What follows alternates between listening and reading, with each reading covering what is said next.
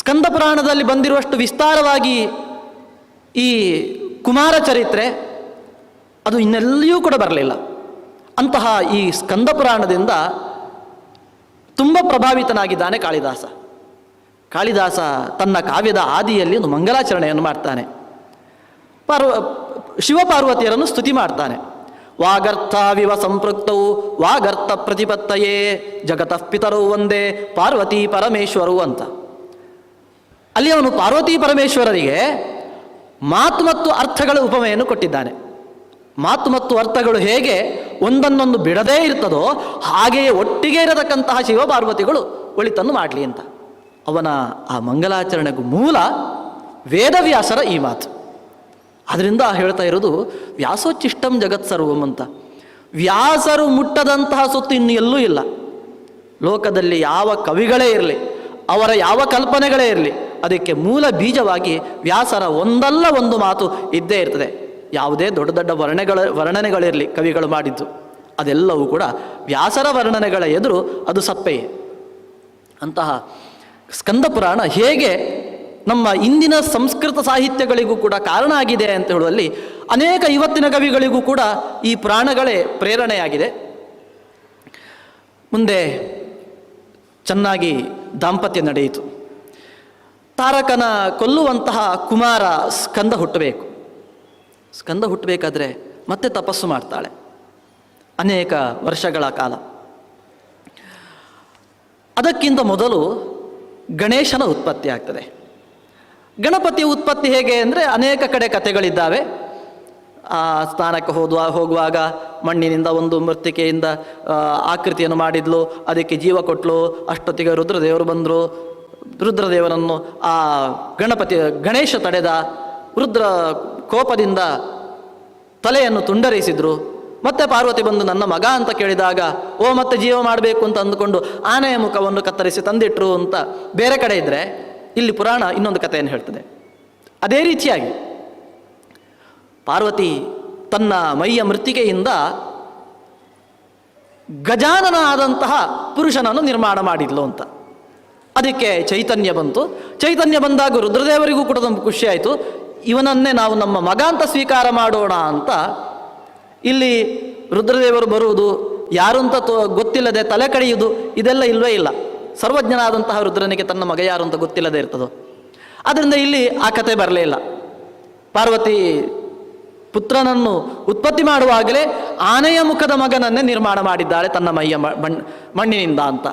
ಹೀಗೆ ಇಲ್ಲಿ ಗಣಪತಿಯ ಉತ್ಪತ್ತಿಗೆ ಮತ್ತೊಂದು ರೀತಿಯಾದಂತಹ ಕತೆ ಕೊಟ್ಟಿದ್ದಾರೆ. ಇನ್ನು ಪಾರ್ವತಿ ದೇವಿ ಪುತ್ರನ ಉತ್ಪತ್ತಿಗೋಸ್ಕರ ಸಾಧನೆಯನ್ನು ಮಾಡ್ತಾಳೆ. ಆಗ ಆಕೆಯ ಧರ್ಮವನ್ನಲ್ಲಿ ನಿರೂಪಣೆ ಮಾಡ್ತಾರೆ. ವೃಕ್ಷವನ್ನು, ಅಶೋಕ ವೃಕ್ಷವನ್ನು ಬೆಳೆಸ್ತಾಳೆ ಅವಳು. ತನ್ನ ಮಗ ಅಂತ ಅಶೋಕ ವೃಕ್ಷವನ್ನು ಬೆಳೆಸ್ತಾಳಂತೆ. ಆಗ ಋಷಿಗಳಿಗೆಲ್ಲ ಆಶ್ಚರ್ಯ ಆಯಿತು. ಅಲ್ಲ, ಈ ಅಶೋಕ ವೃಕ್ಷವನ್ನು ನೀನು ಯಾಕೆ ಮಗ ಅಂತ ಬೆಳೆಸ್ತಾ ಇದ್ದಿ? ಇದರಿಂದ ಏನು ಲೋಕೋಪಕಾರ ಆಗಲಿಕ್ಕಿದೆ, ಏನು ಪ್ರಯೋಜನ ಅಂತ. ಅದಕ್ಕೆ ಪಾರ್ವತಿ ದೇವಿ ಹೇಳುವಂತಹ ಮಾತು ಇವತ್ತು ಸಮಾಜದ ಪ್ರತಿಯೊಬ್ಬರಿಗೂ ಕೂಡ ಆದರ್ಶವಾದ ಮಾತು.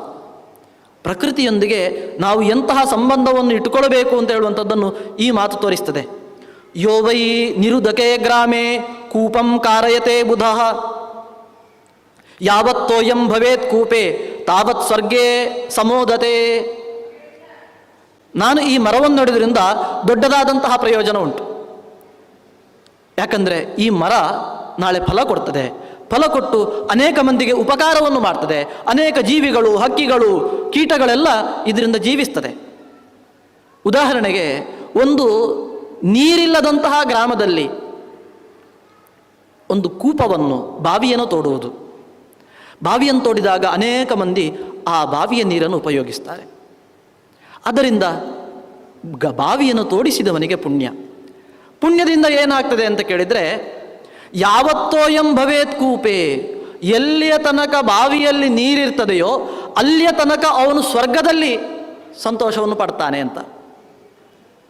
ಅಂದರೆ ಎಲ್ಲಿಯ ತನಕ ಬಾವಿಯಲ್ಲಿ ನೀರು ಖಾಲಿ ಆಗಲಿಲ್ಲ ಅಲ್ಲಿಯ ತನಕ ಅವನಿಗೆ ಸ್ವರ್ಗದಿಂದ ಚ್ಯುತಿ ಇಲ್ಲ.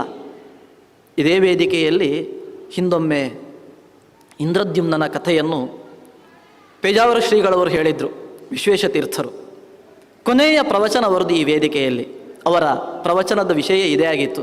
ಇಂದ್ರದ್ಯುಮ್ನ ರಾಜ ಬಹಳ ದೊಡ್ಡದಾದಂತಹ ಸರೋವರವನ್ನು ನಿರ್ಮಾಣ ಮಾಡಿದ್ದ. ಅವನು ಸ್ವರ್ಗಕ್ಕೆ ಹೋದ. ಆದರೆ ಅವನ ಸಮಯ ಮೀರಲಿಲ್ಲ. ಒಂದು ಬಾರಿ ಮತ್ತೆ ಭೂಮಿಗೆ ಕಳಿಸಬೇಕಾಗಿ ಬಂತು. ಆದರೆ ಮತ್ತೆ ಇಲ್ಲ ಅವನಂದು ಇನ್ನೂ ಕೂಡ ಪುಣ್ಯ ಮುಗಿಲಿಲ್ಲ ಅಂತ ಗೊತ್ತಾಯಿತು. ಯಾಕೆಂದರೆ ಲೋಕದಲ್ಲಿ ಇನ್ನೂ ಅವನನ್ನು ಹೊಗಳ್ತಾ ಇದ್ದಾರೆ, ಅವನ ಕೃತಿಯನ್ನು ನೆನಪಿಸಿಕೊಳ್ತಾ ಇದ್ದಾರೆ. ಅವನ ಲೋಕದಲ್ಲಿ ಮಾಡಿದಂತಹ ಕೆರೆ ಬಾವಿ ಸರೋವರಗಳನ್ನು ತೋಡಿಸಿದ್ದನ್ನು ಜನ ನೆನಪಿಸಿಕೊಳ್ತಾ ಇದ್ದಾರೆ, ಅದನ್ನು ಉಪಯೋಗಿಸ್ತಾ ಇದ್ದಾರೆ ಅಂತ ಮಹಾಭಾರತದಲ್ಲೂ ಕೂಡ ಇಂತಹ ಒಂದು ಕತೆ ಬಂದಿದೆ. ಆದ್ದರಿಂದ ಪಾರ್ವತಿ ದೇವಿಯು ಕೂಡ ಇಲ್ಲಿ ಹೇಳುತ್ತಿದ್ದಾರೆ, ಯಾವತ್ತೋಯಂ ಭವೇತ್ ಕೂಪೆ ತಾವತ್ ಸ್ವರ್ಗೇ ಸಮೋದತೆ. ಅದರಿಂದ ಲೋಕದಲ್ಲಿ ನಾವು ಮಾಡಿದಂತಹ ಕೆಲಸ ಅದು ನಮಗೆ ನಿರಂತರವಾಗಿ ಫಲವನ್ನು ಕೊಡ್ತದೆ. ಈಗ ಮರವನ್ನು, ಅಶೋಕ ವೃಕ್ಷವನ್ನು ತಾನು ಬೆಳೆಸ್ತಾ ಇದ್ದಾಳೆ. ಅದರಿಂದ ಏನು ಲಾಭ ಅಂತಂದರೆ ಅದ್ಭುತವಾದಂತಹ ಮಾತು ಪಾರ್ವತಿಯದ್ದು. ದಶ ಕೂಪ ಸಮಾವಾಪಿ. ಒಂದು ಬಾವಿಯನ್ನು ತೋಡಿದರೆ ಎಷ್ಟು ಫಲ ಅಂತ ಹೇಳಿದ್ದೇನೆ. ಬಾವಿಯಲ್ಲಿ ನೀರಿರುವ ತನಕನೂ ಕೂಡ ಅವನು ಸ್ವರ್ಗದಲ್ಲೇ ಇರ್ತಾನೆ ಅಂತ.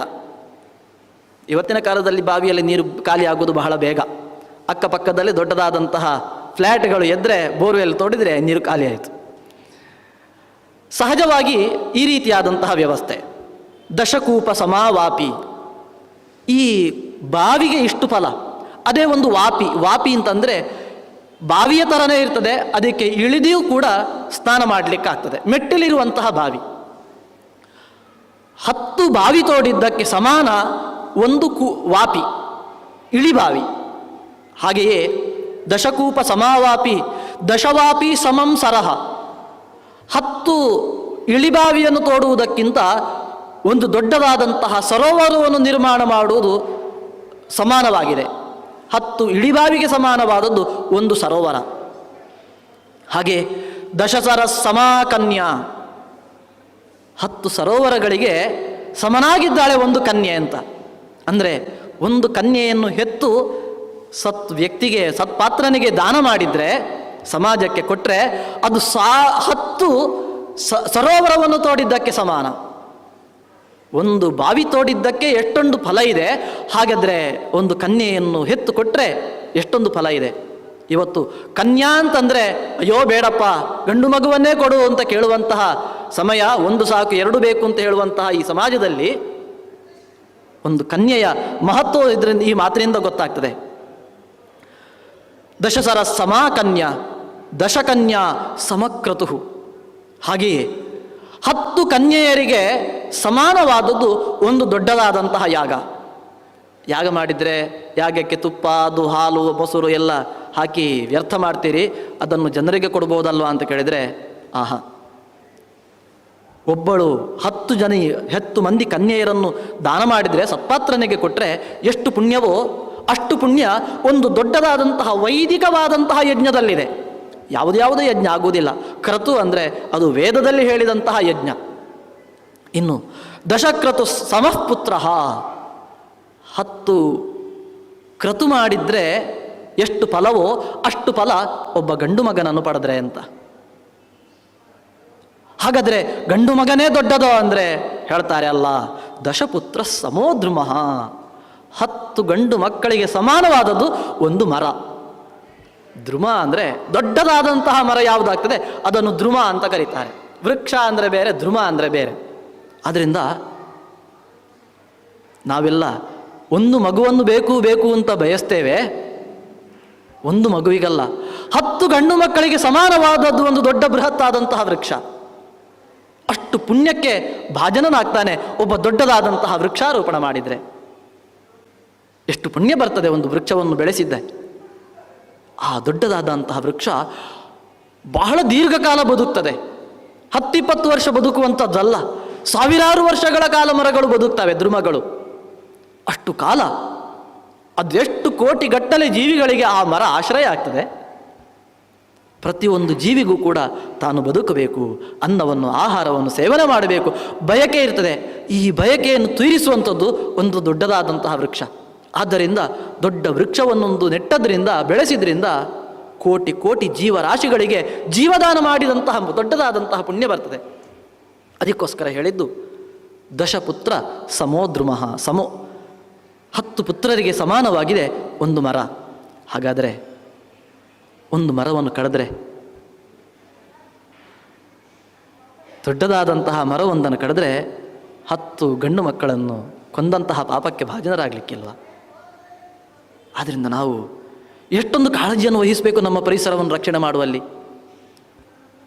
ನಮಗೆ ಎಷ್ಟು ಸಂಪಾದನೆ ಮಾಡಿದರೂ ಸಾಲದು, ಹೊತ್ತಿಗೆ 3 ಹೊತ್ತಿನ ಊಟಕ್ಕೆ ಬೇಕಾದಷ್ಟು ಇದೆ, ಅಜೀರ್ಣವಾಗುವಷ್ಟು ತಿಂದು ಅಜೀರ್ಣವಾಗುವಷ್ಟು ಇದೆ, ಆದರೂ ಕೂಡ ಸಾಕು ಅಂತ ಅನ್ನಿಸುವುದಿಲ್ಲ. ಮತ್ತಷ್ಟು ಈ ಪ್ರಕೃತಿಯನ್ನು ಬಗೆದು ಎಲ್ಲವನ್ನೂ ಕೂಡ ಖಾಲಿ ಮಾಡಿಬಿಡ್ತೇವೆ. ಈ ಜಗತ್ತಿನಲ್ಲಿ ಬದುಕಲಿಕ್ಕೆ ಅಧಿಕಾರ ಇರುವುದು ನನಗೊಬ್ಬನಿಗೇ ಅಂತ ಹೇಳುವಂತಹ ದಾಟಿಯಲ್ಲಿ ಮನುಷ್ಯ ಬದುಕ್ತಾನೆ. ಎಷ್ಟೊಂದು ಜೀವರಾಶಿಗಳಿಗೋಸ್ಕರ ಭಗವಂತ ಸೃಷ್ಟಿ ಮಾಡಿದ್ದಾನೆ. ನನಗೋಸ್ಕರ ದೇವರು ಕೊಟ್ಟದ್ದ ಅಲ್ಲ. ಕೋಟಿಗಟ್ಟಲೆ ಜೀವಿಗಳಲ್ಲಿ ಈ ಸೃಷ್ಟಿಯಲ್ಲಿ ತಾನು ಒಬ್ಬ. ತನಗೆಷ್ಟು ಅಧಿಕಾರವೋ ಅಷ್ಟೇ ಅಧಿಕಾರ ಉಳಿದ ಪ್ರಾಣಿ ಪಕ್ಷಿಗಳಿದ್ದಾವೆ. ನಾವು ನಮ್ಮ ಜಾಗ ಅಂತ ಒಂದಷ್ಟು ಕಂಪೌಂಡ್ ಹಾಕಿಕೊಳ್ಬಹುದು, ಆದರೆ ನಮ್ಮದೇ ಅದು. ನಾವು ತೆಗೆದುಕೊಂಡು ಬಂದದ್ದು ಅಲ್ಲ, ನಮಗೆ ನಮ್ಮ ಅಪ್ಪನಿಂದ ಬಂದದ್ದು, ಅವರಿಗೆ ಮತ್ತೆ ಯಾರಿಂದಲೋ. ಯಾವ ಭೂಮಿಯನ್ನಾಗಲಿ ಪರಿಸರವನ್ನಾಗಲಿ ನಾವು ಯಾರು ತಂದವರಲ್ಲ. ಆದ್ದರಿಂದ ನಮಗೆ ಇದನ್ನು ನಾಶ ಮಾಡುವಂತಹ ಯೋಗ್ಯತೆ ಇಲ್ಲ. ನಾಶ ಮಾಡಿದರೆ ಎಂತಹ ದೊಡ್ಡದಾದಂತಹ ಆಪತ್ತು ಇದೆ ಅಂತ ಪಾರ್ವತಿಯ ಈ ಮಾತಿನಿಂದ ವ್ಯಕ್ತ ಆಗ್ತದೆ.